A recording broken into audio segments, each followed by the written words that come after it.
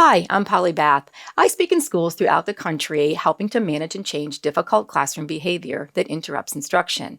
Today, I'm going to answer one of your questions.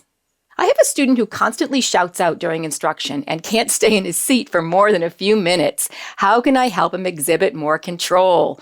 Oh, yeah, we got some wiggly kiddos out there.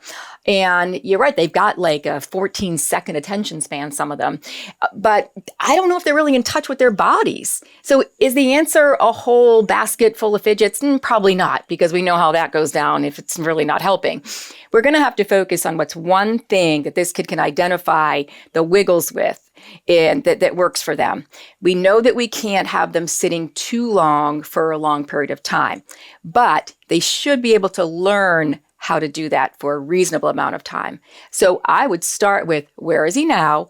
And what do I want to get him to a week from now, 2 weeks from now? What's my vision 6 weeks from now? So don't set an unreasonable expectation.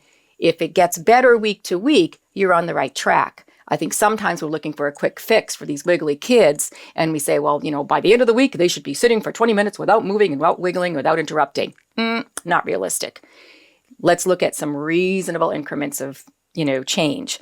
And consult your occupational therapist. I'm telling you, these OTs, they've got a bag of tricks that we don't know about for over-arousal with our kids' nervous system. Have them come in, observe your class when they, for 10 minutes, and give you some ideas that you might be able to use for your entire class that this one kid would benefit from.